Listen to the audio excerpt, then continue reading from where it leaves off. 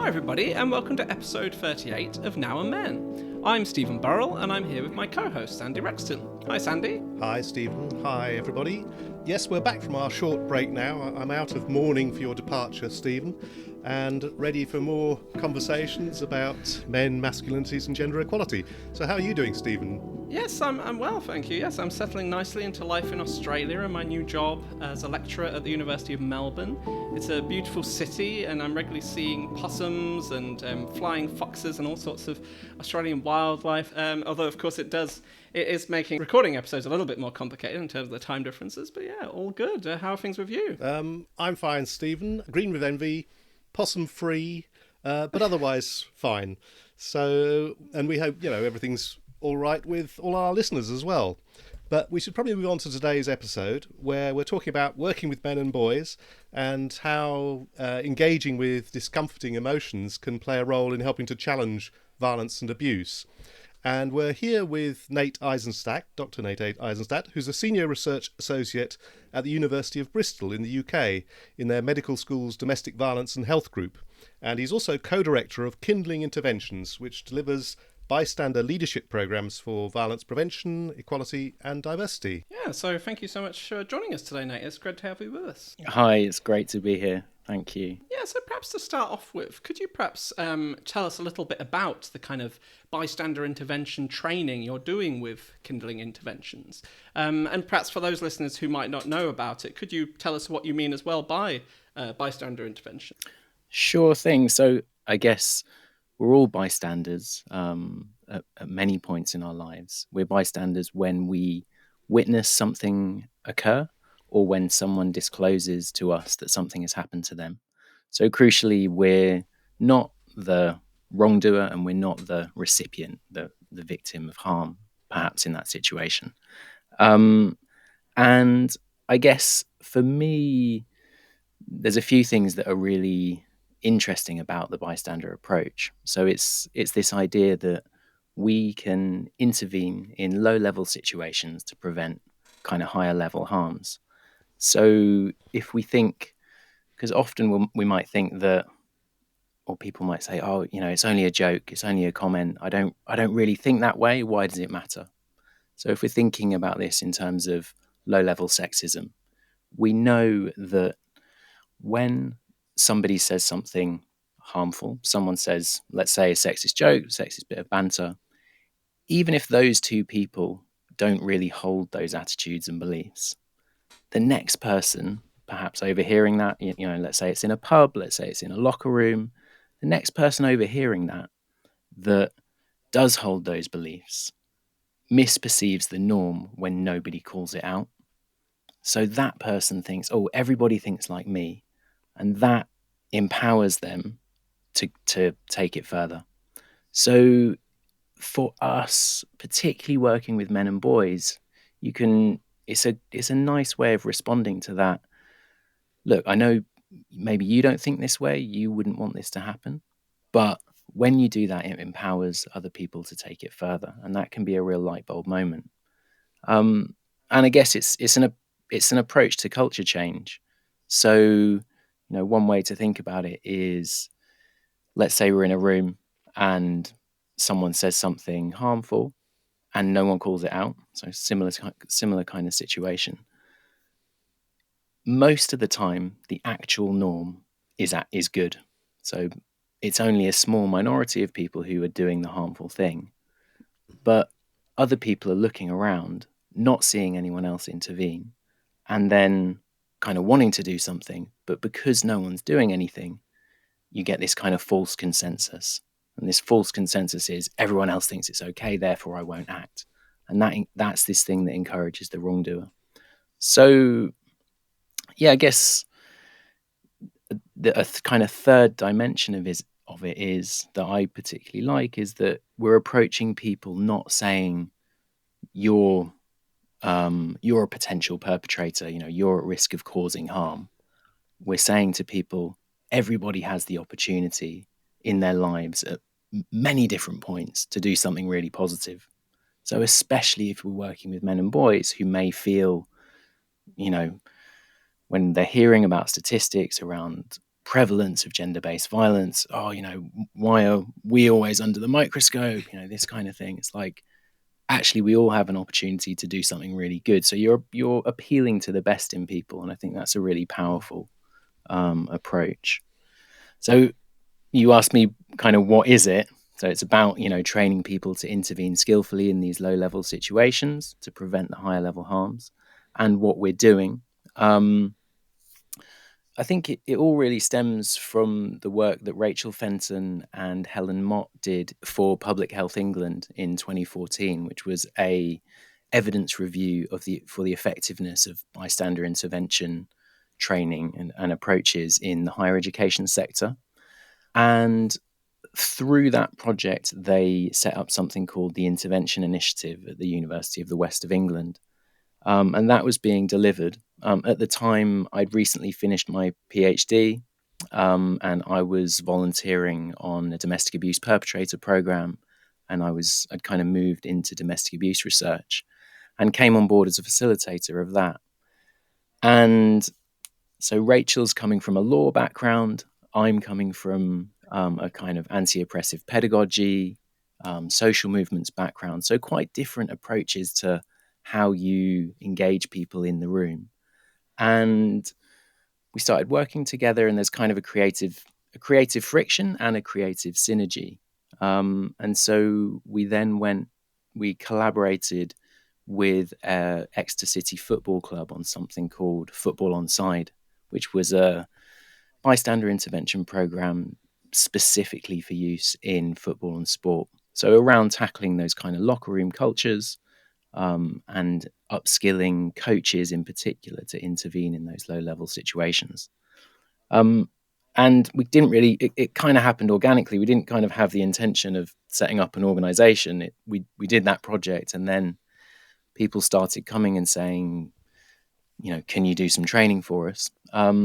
We also evaluated that project, and the results of that are going to be published fairly soon. But we saw statistically significant improvements in attitudes and beliefs, recognition of harmful behaviours, intention to intervene, people's feeling of skill, the competence that they have to intervene. So, one of the things that you're looking to change, for example, is we know that rape myth acceptance is higher in people who are perpetrating. So if we can reduce rape myth acceptance through a training, then there's a higher likelihood that we're going to reduce the population level of perpetration. So we saw reductions in rape myth acceptance, in domestic abuse myth acceptance among participants. So things like that. So yeah, I guess we did this experiment. The training was effective, and kind of from that, we were asked to do more stuff. And since then, we're currently working on a national bystander program across 3 years for the Welsh government. We've just finished, or we're just kind of finishing a big program in Northumbria. We've just done one in Gloucestershire. So kind of public community level bystander intervention programs. And the Gloucestershire and the Northumbria one really focused on street harassment, so gender-based violence in public spaces, and the Welsh one is focused on gender-based violence, violence against women and girls, kind of more broadly. So it sounds like you're a big fan of the bystander intervention approach, basically, that it is having a real impact in your experience on men and boys and their attitudes. Is that fair to say? And does it also present some challenges as well? Yeah, definitely. So I think there has been a real emphasis on the bystander approach because of what was emerging and now quite established evidence base for its effectiveness. And there have been a number of randomized controlled trials, which is this kind of so-called gold standard of evidence, showing effectiveness around attitudes and beliefs, recognition, intention to help, bystander skills, to a lesser extent, own behavior, like bystander behavior, but that has been shown. And part of that is it's difficult to show. And then a much smaller subset of studies have shown community level reductions in perpetration and victimization. So there's a kind of a push towards it because it's quote unquote evidence based. In terms of the challenges, so it emerges from this kind of public health approach to violence prevention, and that's really great. And one of the great things about taking a public health approach to these kind of complex social problems is, to a certain extent, it depoliticizes it. So it's much easier for people from different sides of the political spectrum to get on board, because the argument that we're making for reducing violence and abuse, for reducing and gender-based violence, is a health reason. It's not a justice reason. And so that's really good. But also, what do we lose when we take out a justice argument? So I'm not in this because it's good for health. I'm in this because I believe that, like, ethically, morally, this produces a better way of living in the world. But we also kind of need to be pragmatic and think what gets people on board. So earlier bystander approaches didn't so much have the kind of gender transformative dimension. So that's around thinking of seeing, I mean, as you know, seeing gender-based violence as emerging from and supporting gendered inequality. And I think now, and this is true within work with perpetrators and within prevention work, now we're seeing much more hybrid interventions which take a public health approach, which take a social norms approach, and which are gender transformative. So see gendered violence as supporting and emerging from gendered inequality, and seek to challenge and undo some of the beliefs, attitudes, and expectations that we have, for example, around masculinity. So there's that kind of public health approach versus what we might call an anti-oppression approach, which is a tension. I think with anything that does have a gender transformative dimension, if we're thinking about masculinity, a tension that exists is around, to what extent are we undoing versus rebuilding? You know, do we want to rebuild a healthier, quote unquote, healthier, some better form of masculinity, or are we saying, actually, let's just undo and be humans, be beings, with a set of ethical values that aren't gendered. And I think, again, this is a pragmatic one, and it kind of depends who you're working with, and we don't necessarily need to take a hard line on this as people designing and delivering these interventions. And then a third challenge, I think, is, and this is true when anything becomes evidenced and there becomes a will or a desire on the part of commissioners and organizations to have something, is this question of dose. So, and that's like how long the training should be. So it's like, an organization might come and say, we want to do some healthy relationships training, we want to do some bystander training, and we want to tackle deeply ingrained norms, attitudes, beliefs in half an hour session. Can you do that? And, this is something which I'm sure listeners will resonate with. And it's, no, we can't do that. And actually, we have seen in the evidence that you can cause more harm through a short training that isn't embedded within a kind of whole organizational approach. So you can actually cause backlash. And for me, that's, you can push attitudes and beliefs in the opposite direction.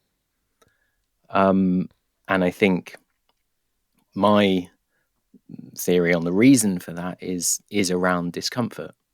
So we're taking people to a place of discomfort through training like this. We're, challenging deeply held attitudes, beliefs. We might be challenging kind of ideas about who we are and what our place is within the world. And to kind of do an hour with that, someone might go away feeling quite jangled. And what do we do when we feel uncomfortable? we seek comfort. We're beings that rightly, we seek comfort. And you take someone through something uncomfortable and there's no follow-up, then maybe they're going to be looking online for ideas that support their pre-existing beliefs. There's a risk that you could actually radicalize someone by doing a short training where there was no follow-up, where there was nothing kind of supporting them to go through that process. And it's really interesting kind of seeing the process that people go through. So one of the things that we do, and many organizations do this, is separate sessions over a time period. So that you might have one each week over 3 weeks. And it's really common that particularly men and boys will go away, the closing round from that first session, they might be a bit quiet, there might be some kind of resistance and critical questioning, and people will go away. And then session 2, provided we've kind of held that in the right way, session 2 can be really transformative. And it's just about giving people the opportunity to process, to go away to process, and know that there's somewhere that you can kind of keep going with it. Can I ask, is there a difference between, say, someone resisting overtly, and saying, I don't agree with this, blah, blah, blah, and actually, experiencing discomfort, which is on a more sort of hidden internal level, and how you deal with that? Are there different types of discomfort as well? I think you have identified that in your work. Absolutely. So it's taught kind of resistance, so resistance or reactance, as it's often talked about. There's kind of overt reactance or overt resistance, where people are challenging, and in many ways that's easier to deal with. And then you have a more subtle kind of passive reactance, where people are not on board but are kind of more withdrawn, and that's a bit more challenging.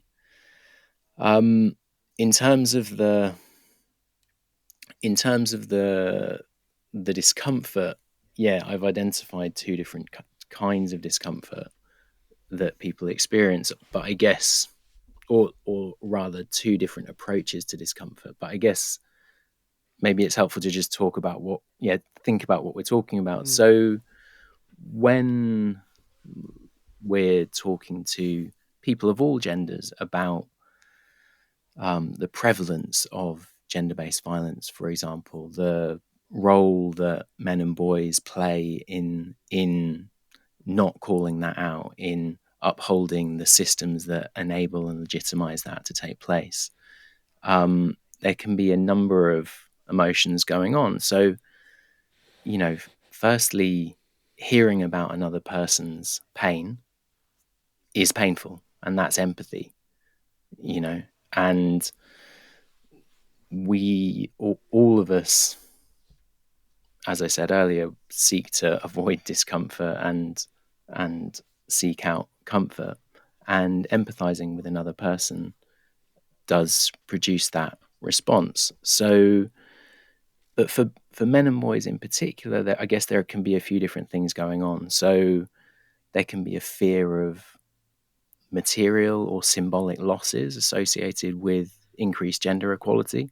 So, what am I going to lose out here? We're talking about historic privilege. We're talking about privileges in the here and now. Does this, and in a number of ways it does and will necessarily entail some certain losses and also certain gains. Am I going to be losing my status, my position that I feel that I have worked hard to attain? So there can be a kind of worldview dissonance as well going on. So that's maybe, I believe that we live in a meritocracy, and I got to where I am through the hard work that I've done. And I have done hard work, but because of my gender, my race, I started a couple of rungs up the ladder. So it's this thing that, yeah, you did work hard and maybe you did struggle, but also it wasn't as hard as it was for many people. So that if you're really invested in this idea of that we live in a meritocracy, there can be a worldview dissonance.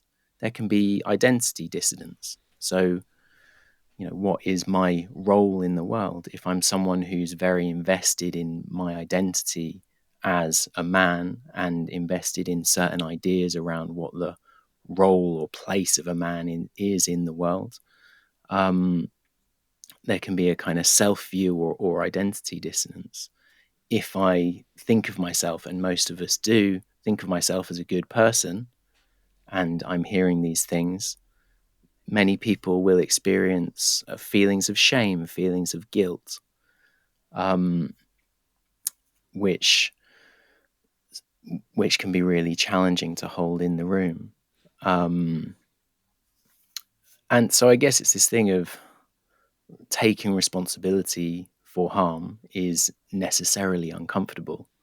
And it's a question of kind of how we hold that. Those are forms of discomfort that are primarily experienced by men and boys. People socialized as women and girls may also experience discomfort in this training. And so most of the bystander training that we do is for people of all genders. And we do see like resistance, reactance, pushback from women as well. So that may be around the fact that hearing about the prevalence of harm, the impact of harm can be really scary. And if I allow this into my worldview, the reality of this into my worldview, that places me at higher risk.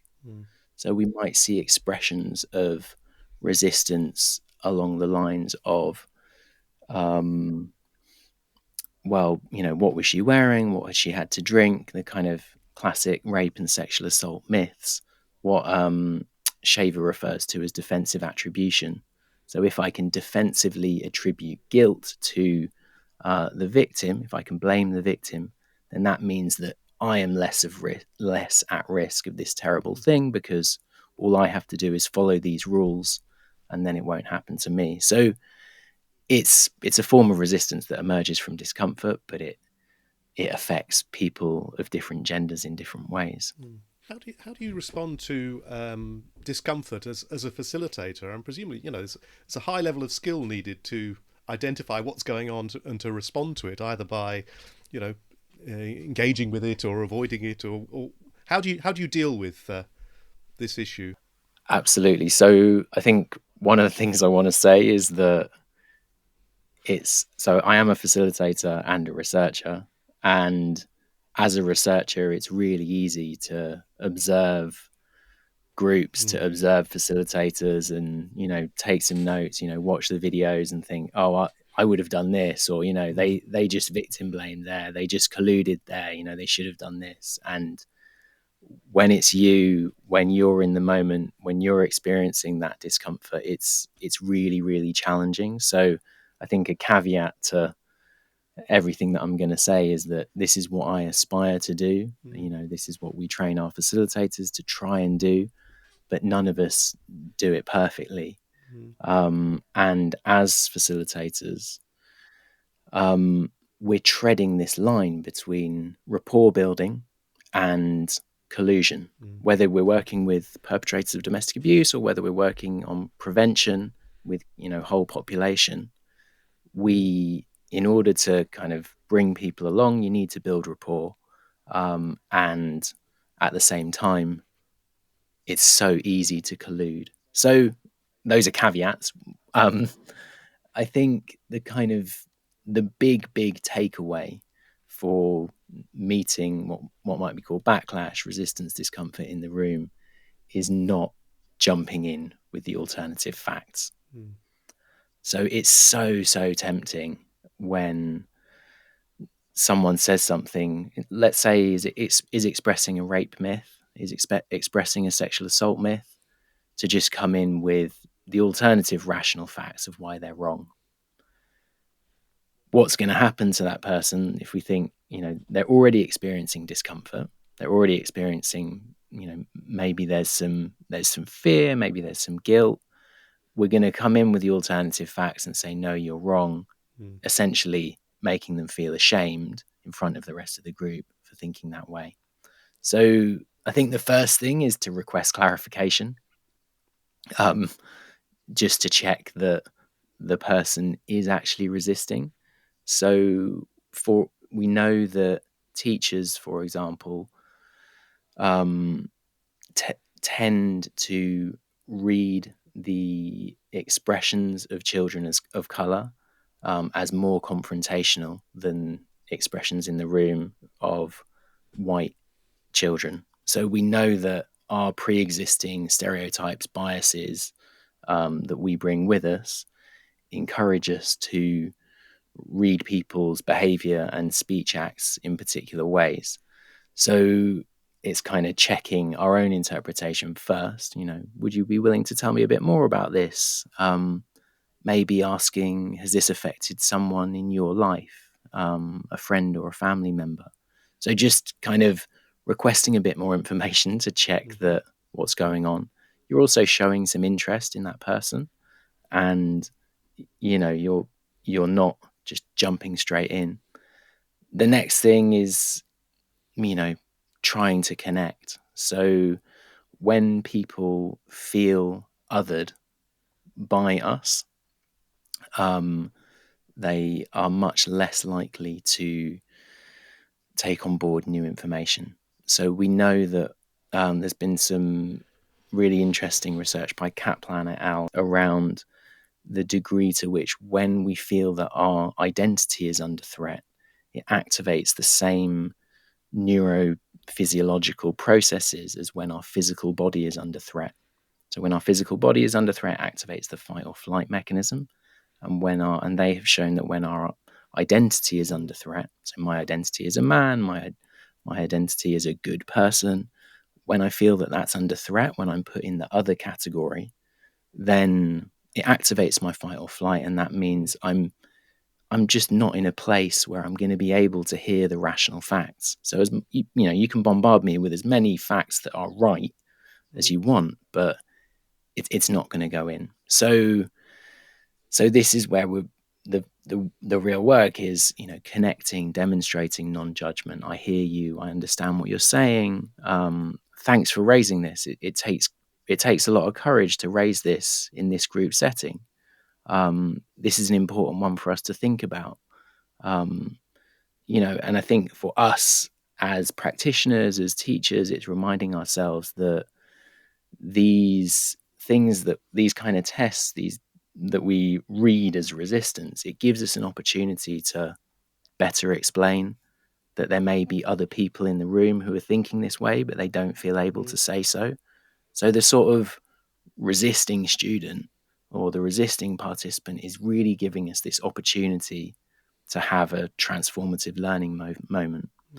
The next bit is like, can you identify and reflect back the feeling? So I was saying earlier how these expressions of resistance are there is some kind of feeling underneath it. And I guess I have been hugely influenced by nonviolent communication, developed by Marshall Rosenberg, and it's kind of this idea that beneath our expression, harmful expressions is an expression of an unmet need. And I don't use nonviolent communication, NVC, strictly, because I think it can be a bit clunky to use through the sort of formal way that they suggest. But I think that this basic principle that we need to look for the unmet needs, the feelings that are going on. So, saying to someone, yeah, it can feel scary to think that our loved ones are under threat from this.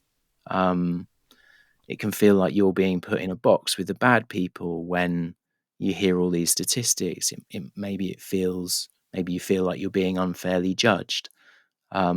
So, yeah, can you reflect and reflect back the feeling, and ideally identify a positive motivation? So, like, I know that you want let's say it's a the sexual violence myth. I know you want your niece to be safe from harm. I know you want, your daughter to be able to walk home at night, and not be afraid of this.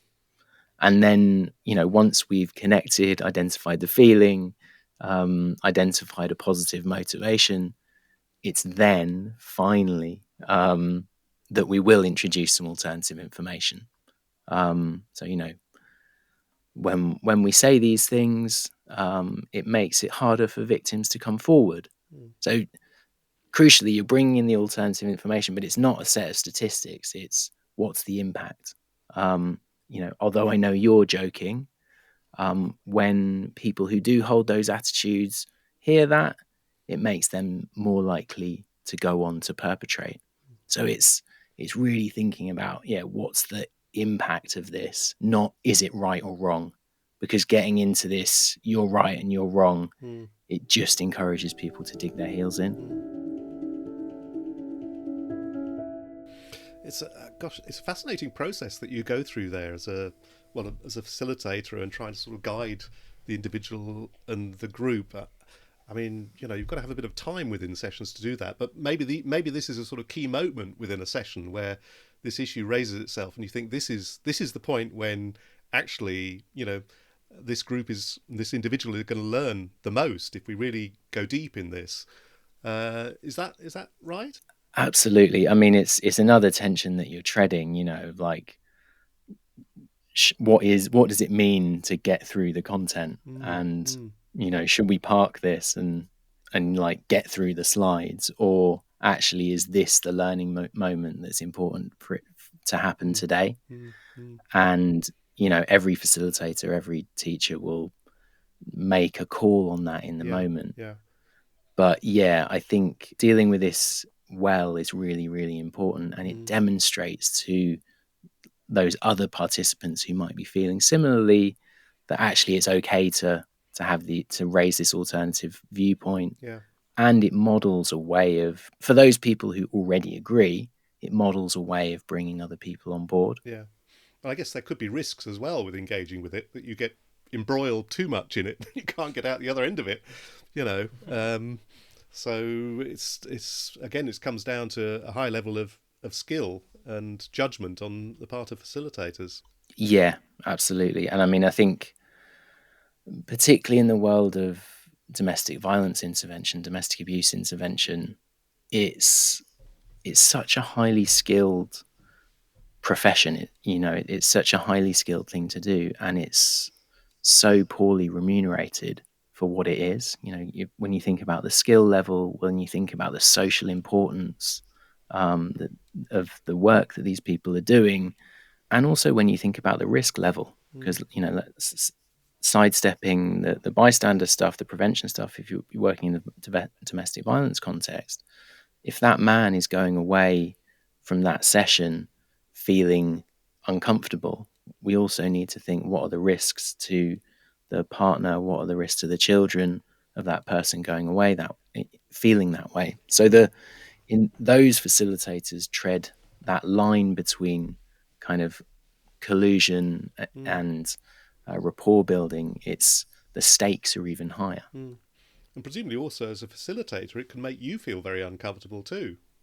I remember when I first started observing domestic abuse perpetrator programs, and became very aware of how I was sitting, how I was physically embodying my masculinity in that setting, how your voice is.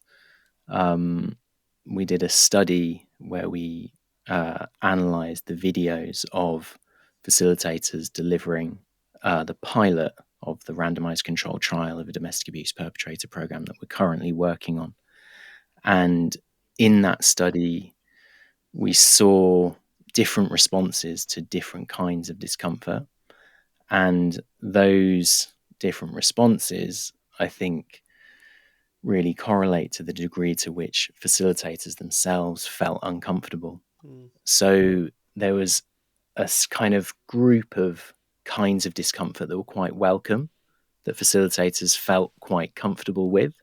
So that might be where the man is expressing pain or shame or guilt with the impact of his actions, where he's having some kind of identity dissonance around this isn't the person I want to be, where he might be thinking, I can see these behaviors, my son displaying these behaviors, and I'm starting to realize that. And, there's a kind of sadness and grief around that. Other men might rescue other men from having that painful experience as well. So, they might jump in and be like, oh, it's all right, you're here, you're doing the right thing. And so we did see examples where they were rescued, and where sometimes the facilitators, through the discomfort of empathy, might rescue the men as well. But in general, those kind of expressions were more welcome. I think they're kind of seen as more conducive to the aims of the program. And the aims of the program are to encourage people to take responsibility for harm. What was much less welcome were uncomfortable emotions and expressions of resistance around what we might call backlash, sort of misogynist backlash to feminism. So, for example, things like feminism's gone too far and men are actually underprivileged these days, or the real risk is false allegation, is men are at high risk of false allegation from rape. And those kinds of resistance and the emotions that underpin them were tended to be much harder. And I think for all of us that they're much harder to meet, because they spark that, no, you're wrong. And it's this thing that, yes, although the person is wrong and we might see the emotions that they're experiencing as misplaced, they're still real emotions. And if we don't engage with the real emotions that are going on for that person, we're not going to change their mind. So it's that kind of real challenge, or that invitation for us as people doing that work, to think, what's really going on for this person? Can I connect with them even if I profoundly disagree with what they're saying and what's happening? Yeah, I mean, how would you link your thoughts on discomfort with the kind of backlash against feminism and gender equality that we're seeing in wider society among some men and boys? Yeah, how does that link in with the way you see discomfort? Why do you think there is this backlash potentially perhaps growing, and how can we break down some of these divides, do you think? Yeah, so I think what we see in the room it's a microcosm of, in the training room, so to speak. In what we see in the training room is a microcosm of the wider society. And I think that the wider backlash that we see emerges from similar kinds of feelings. So feelings of insecurity, feelings of fear, feelings of, not being unsure. What is my place in the world? Where do I belong? Feelings of guilt and shame. And I think it's a similar thing. Although we might think that in order for there to be gender justice, then these people who are saying this, they need to suck it up, and they need to come down a peg because they've been privileged forever, and all of these things. But that's not going to bring anyone on board, because what that person is experiencing in that moment is, what is my place? I feel ashamed of my identity. So yeah, I think it sort of links back to this: should we be undoing or rebuilding, or doing better, doing masculinity better? And I think for those people who are invested in their sense of self as a man, then coming along and saying we're going to completely undo this because it's going nowhere, it is not going to work. And we do need to be more thinking, okay, what is a form of belonging to this that you can get on board with and that isn't harmful? guess part of the issue is as well, presumably, that you do have some figures in society, be they politicians or media figures, won't name anyone by name, but, who are actively seeking to exploit these fears and anxieties and insecurities that some men and boys have for their own ends, right? I mean, it's that, some people kind of trying to mobilize this discomfort that, for their own benefit, I guess. Absolutely. Yeah. I mean, I think it's a kind of weaponized discomfort. They're weaponizing fear and insecurity. And yeah, they're offering certainty in a world of uncertainty. So the question becomes, how do we enable men and boys in particular to kind of have that resilience to uncertainty? Like, how do we enable men and boys to feel okay with, it's a bit of a cliche, but feel okay with not being okay, or feel okay with being unsure? And I think part of the problem is that, like, equality is seen as something which is separate from freedom. So equality is something that there has to be a sacrifice to attain equality, and there's a kernel of truth to that. But at the same time, I think what we haven't really done is emphasized the degree to which living more equally produces a more fulfilling life. And what some of these influencers are selling is essentially is lifestyle advice. It's like, you don't have to worry about this because you can be this. And we've kind of come back against that with all the ways that it's harmful. We're not coming back with all the ways that actually, connecting with the women, girls, gender non-conforming people in your lives and having fulfilling relationships is a more fulfilling, is a better way of being in the world. And certainly in perpetrator groups, you really see that shift when the men who are on the group it stops becoming something that, social services have made me do, or my partner has made me do, or, these people have made me do. And it starts to become something which, oh yeah, this actually responding in these ways wasn't helping me. I mean, and for a long time we've been talking about the harms of conformity to traditional masculine norms to men. So in some ways it's the flip side of that, but we don't so much talk about the benefits of being a fuller human being. Yeah. Yeah, just while you mentioned it, some of the research you have done in this area, as you've kind of alluded to, is around work with men who've used violence in their relationships. So, for example, you were the lead qualitative evaluator on the Drive project, which was a major national pilot in the UK addressing high-risk perpetrators of domestic abuse. So in your view, what would you say are some of the kind of crucial ingredients for work with men in this area? One of the things that came through the evaluation of Drive, and that has come through the evaluation of a number of other interventions with men who use abuse and violence in their relationships, is, what did you appreciate about, or what was different about this practitioner? He didn't judge me. She didn't judge me. And it's one of those weird, the non-judgment piece is one of these really interesting paradoxes of this work. So if you're attending a group for domestic violence, domestic abuse perpetrators, there is an implicit judgment there because you're attending a behavior change group. So there is something which is saying that this is not okay. This is not an okay way to behave.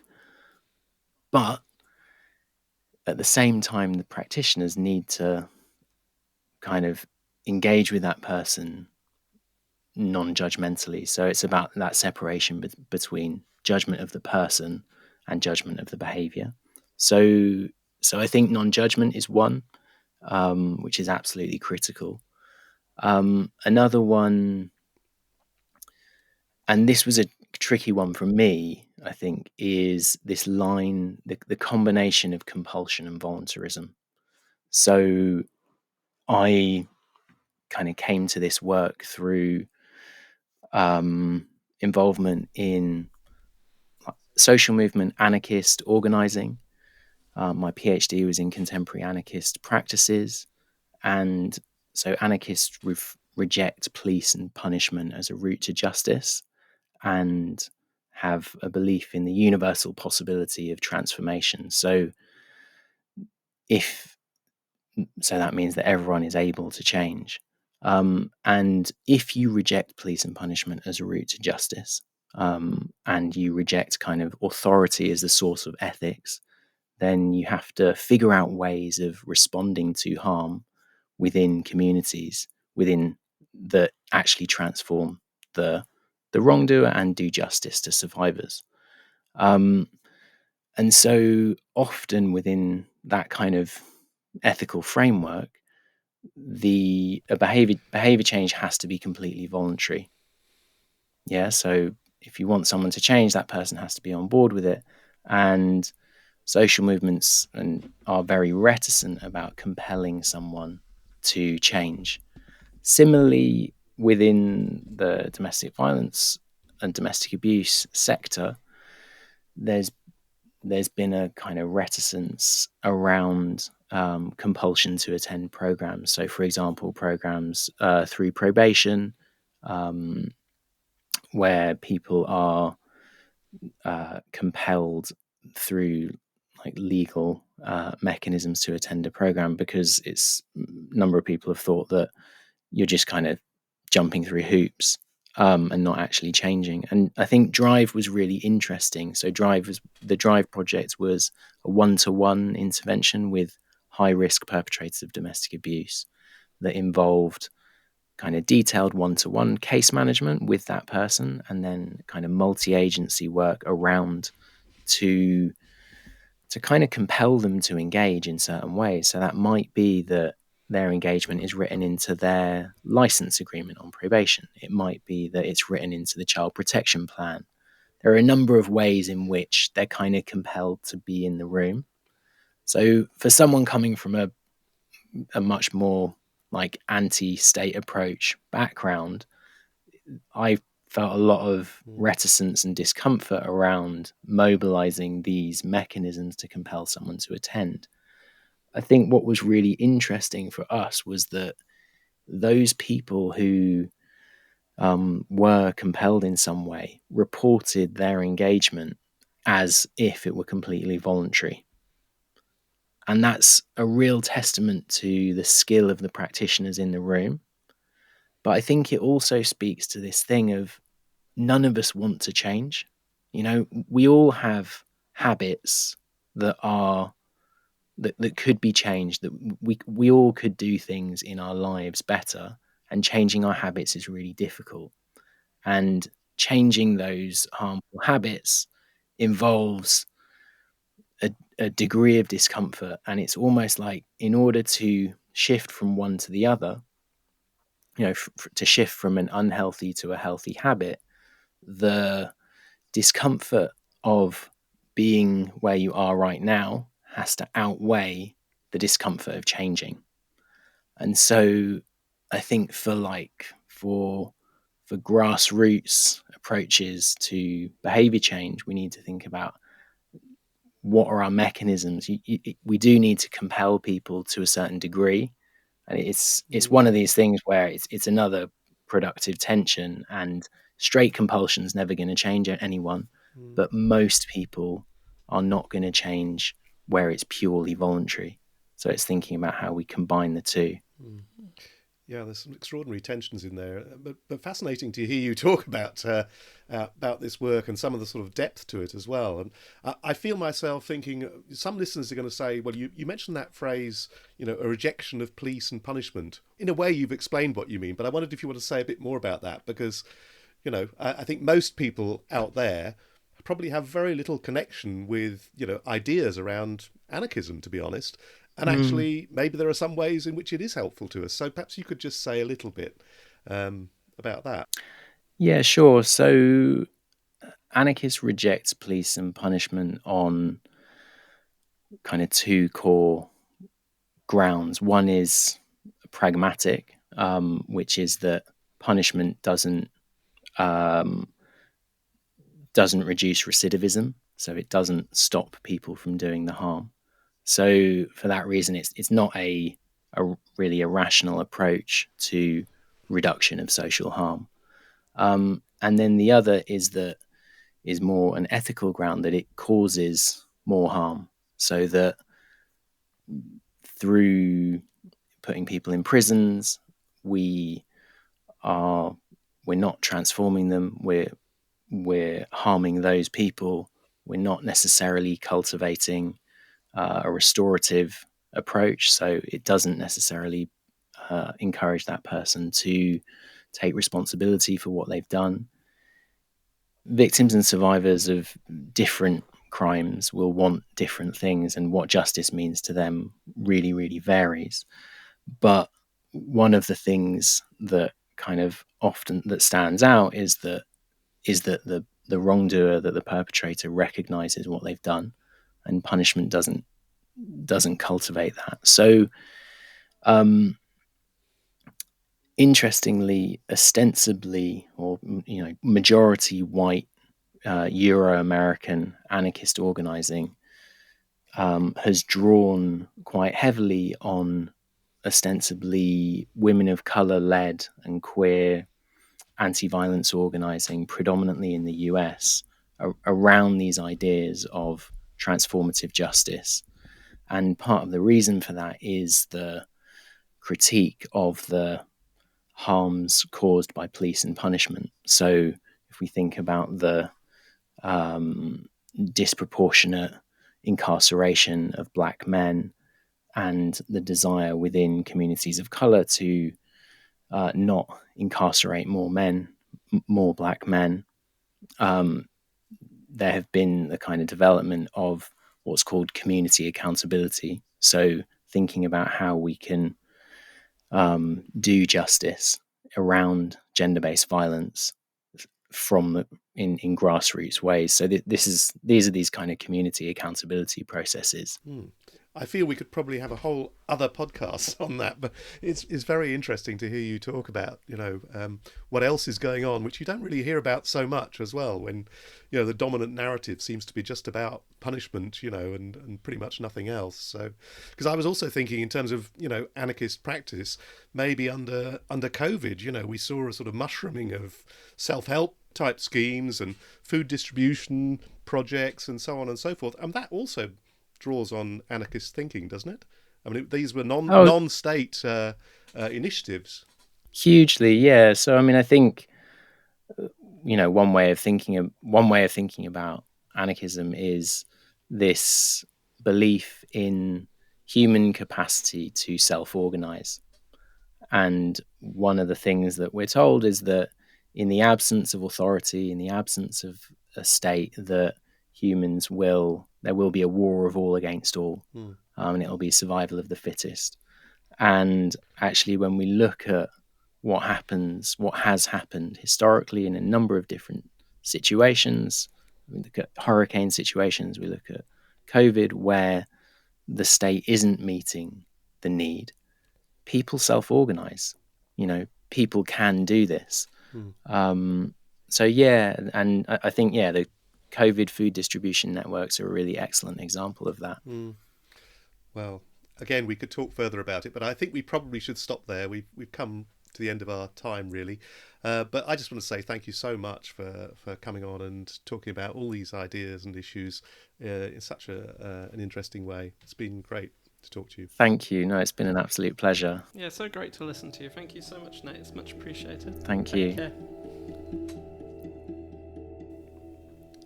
Well, Stephen, I don't know about you, but I'm feeling like I might have to become a bit of an anarchist now after that conversation. It was really, really great, wasn't it? And it reminded me of our discussion with Jens van Tricht in, I think, November last year. And he talked a bit about his background, squatter movement and social movement stuff. And I think he would have quite a lot of connection with someone like Nate, actually. But what did you think of our conversation with Nate? Yes, no, I agree with you. I was really kind of intrigued in everything he had to say. He was very engaging to speak to. I mean, one thing it makes me think about, I think his his focus on this issue of discomfort, I think, is so interesting and so important. And I think it applies to lots of different things, doesn't it? But it did make me think about how perhaps sometimes, if we're trying to have conversations with men and boys about gender equality and feminism and violence prevention, perhaps we can kind of tiptoe around it and be very nervous about kind of upsetting them or making them uncomfortable, and therefore can try to focus very much on coming across with this very palatable message. But I think, as Nate points out, actually often the real change does come from those places of discomfort, doesn't it? That actually, I guess, if we feel uncomfortable, it's because we're pushing at something which maybe needs to change. And therefore, we need to have those uncomfortable conversations. But I guess he also shows that, of course, we can't just make men incredibly uncomfortable on its own either. We need to do that in a way which is very skillful and empathetic and sensitive. What about you? What did you take from it? Yeah, no, I agree with you. And I was interested in his, explanations of the sort of nuance of group dynamics, if you like. And, how skilled and sensitive the facilitators have to be to work in those environments. And I was remembering when he was talking, I very occasionally, when I was working on sort of prison and probation stuff, used to go along to groups. We're talking sort of 1980s, where, there'd be a group of young men, a couple of facilitators, and they'd be talking about their offending behaviour and what was, behind that and so on and so forth. And I vaguely remember from that time that the primary approach was about trying to get young men to take responsibility for what they'd done. Responsibility seemed to be a key word, and even force them to admit that what they'd done was wrong. I'm probably, being a little bit simplistic about the approach then, but it feels like the approach that Nate was describing is much more sensitive and flexible, and that theory has moved on. So I was interested by that. And the other thing that I thought was really fascinating is, how he described the groups that he runs as, in a way, a microcosm of wider society, and, all the sort of insecurity and fear and lack of belonging that, can come up in those groups also comes up in wider society, and, how the same issues can appear at that level. What he described, I think, as weaponised discomfort, how that can be used by politicians, of various hues, to, again, he said this, offer certainty in a world of uncertainty. In a way, what he's doing in those groups actually has resonance for wider society too, and how we address issues of difference and how we bridge the divide. So I don't know if you picked up on that point as well, but... Absolutely. No, it's got so much resonance, hasn't it? Both for conversations about gender equality, but also all sorts of other political issues, because we do live in societies which in many parts of the world are becoming more and more polarised. There's so much uncertainty out there, so much anxiety about, and perhaps for lots of men, that kind of a sense of losing control and as you said, feeling real uncertainty. And I think that the techniques he describes could be really beneficial in lots of different contexts, couldn't they? And really highlight that we need to try and listen to each other more and actually engage in actual dialogue and, have empathy for other people's positions and try and hear where they're coming from and then engage with them about that. And of course, that's hard if people are saying things which we strongly disagree with, or which might even be kind of harmful or discriminatory and things like that. But if we actually want people to change, because as you said and as he said, like, we can't make men change, can we? Men have to want to change themselves. And I guess therefore, we have to work with them there and not kind of just try and ram things down their throats, I guess. So I think, his methods have so much potential applicability, I guess. I was also pleased at the end where he, endorsed the value of some of the sort of mushrooming of effectively anarchist type self-organising schemes, at local level around COVID, around food distribution and so on, so forth. Absolutely. No, definitely. But we should probably stop there for this. Yep, this I think we episode, should. Shouldn't we, Sandy? Yep. Yes. Well, thank you everybody for listening. It's great to be back with you, and we'll be back with another episode soon. In the meantime, if you haven't done so already, please do subscribe to Now Men wherever you get your podcasts. You can contact us as always at nowamen@gmail.com if you have questions or feedback, and do share the podcast with your friends and colleagues and family members. And take care. Thanks for listening. Bye.